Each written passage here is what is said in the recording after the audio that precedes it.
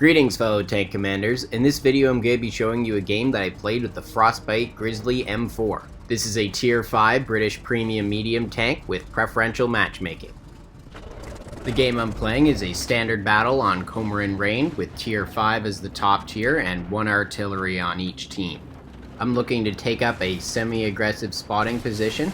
The area I'm heading to allows me to spot and shoot enemies that are approaching the middle of the map and coming along my flank here. The Grizzly has an awesome Canada flag camouflage, which is to commemorate Canada's 150th birthday. You gotta make sure that if you get the Grizzly, you immediately change the flags on the side of the turret to Canadian flags. Otherwise, it just looks wrong. My spotting position here didn't work out as well as I'd hoped, and I probably should have pulled up a little more to try to spot out a few more enemies. It's gonna be an interesting challenge fighting this enemy Grizzly. I have 2 light tanks nearby that can support me, but he's also in position ahead of time. I decide to try side scraping here. Now, although the Grizzly won't excel at this, it does minimize the profile of my tank against cover, and since this gun isn't very accurate, I know that hiding a portion of my tank here will make a difference. Side scraping shouldn't be one of your primary strategies that you use with the Grizzly, but it's something to keep in mind if you're having a one-on-one duel at a distance like this. The Grizzly's game style is a lot like other low-tier Sherman medium tanks like the M4A2 E4 Ripper and the Ram 2. You're going to want to avoid the main conflict zones and try to play it as a support tank. Try to find somewhere that's semi-passive that you can spot and snipe a little, and try to work around the more heavily armored teammates you have, because if you're the center of attention on the battlefield, you're going to find yourself getting worn down quite quickly. I have my Grizzly equipped with coated optics, binoculars, and an enhanced gun laying drive. This spotting equipment allows you to fight at a longer distance, and by having both coated optics and binoculars, it gives you a little more flexibility. The coated optics allows you to play a little more active and do a little bit of ridgeline peeking if you're spotted, where the binoculars are good for large open maps, or just in situations when you want to stay hidden and farther back. I chose to have the enhanced gun laying drive to help improve my reliability with the gun a little bit, because with tanks like this I usually find myself waiting for the gun to aim more often than I find myself waiting for it to reload, and the Grizzly's already got a pretty great reload time. I was able to bounce a few shots from that charging tier 3 light tank. Overall, the Grizzly's armor is not that impressive, but it's enough that you'll be able to bounce a few weak tier 3 shots and flat cannons. The turret armor is a little more reliable than the hull armor, but it's still not enough to incorporate into your strategies.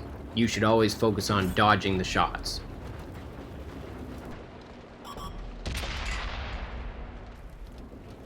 This is a pretty close game at the moment, and thanks to my spotting teammates, I'm able to play more of a passive role at the moment and just hold on to my remaining hit points. I'm a little frustrated by my gun's accuracy here, because this is a fantastic opportunity to take another tier 5 out of the game, but quite a few of my shots are not going where I want them to, and these are really easy shots to get on the Matilda here. Sadly, I'm unable to finish off the Matilda, and my teammate light tanks are now too far in the distance to be of any help. And to make matters worse, the enemy now has taken out my artillery and is putting pressure on my base. Fortunately, the tier 3 guns are ineffective against my armor. I've still got a good position to spot enemies out, and I'm able to use the ridge line as cover. I miss another great opportunity here to take out these 2 enemy light tanks, which I really needed to keep this game balanced. Now, technically I could have repositioned here and fallen back towards my base.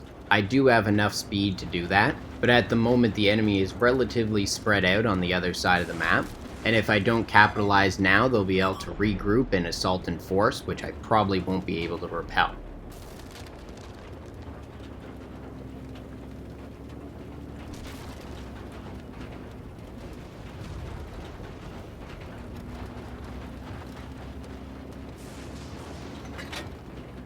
I've switched my premium ammunition now to deal with the enemy OI experimental, and for some improved reliability against the Matilda. I'm trying to keep moving as much as possible here to avoid the enemy OI shot, and it pays off, but the enemy narrowly misses me. I'm not too worried about the remaining enemy light tanks, but the tank that does worry me is this Matilda. Even though I know where the Matilda is at this point, I'm not trying to make a move on him. I know that tank is slow, so I've got a few seconds before he can climb the hill and reach me. So now that I know the Matilda's not an immediate threat, I can deal with the enemy light tank that's streaking across the field.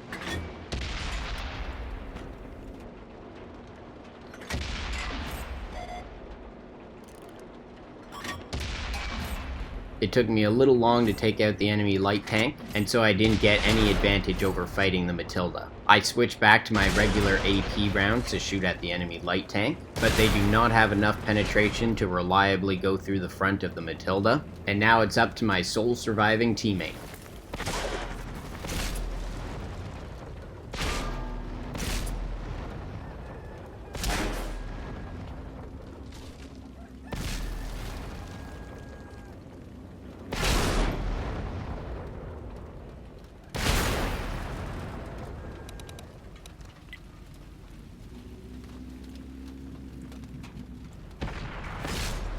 That was a great performance by the Hidden to take out those last two enemies. Now let's check the post-game stats and see how I did.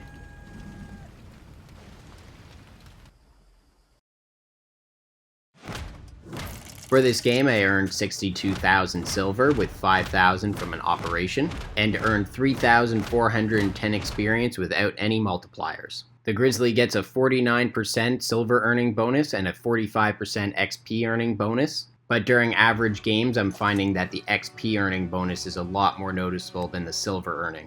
In this game I dealt 1,929 damage, assisted with 19 damage, and destroyed 5 enemies while blocking 260 damage. This earned me High Caliber and Mastery Badge Ace Tanker. I placed at the top of my team, earning a base XP of 1,624. I managed to hit 27 of my 46 shots and penetrate 19 of those. The accuracy can be a little frustrating at times, but it's just the style of tank. In terms of crew and module damage, I injured the gunner in the M3 Stuart, destroyed the engine, damaged the fuel tank, and injured the radio operator in the enemy Grizzly, destroyed the radio in another M3 Stuart, injured the radio operator in the OI Experimental, and destroyed the engine in the Matilda 4. Well, that's all for this video. I hope you enjoyed seeing that game with the Frostbite Grizzly M4. Just remember to work around the main confrontations and not to put yourself directly in the line of fire. If you play it as a supporting tank, you can have great impact on the game. Stay tuned for more awesome World of Tanks videos.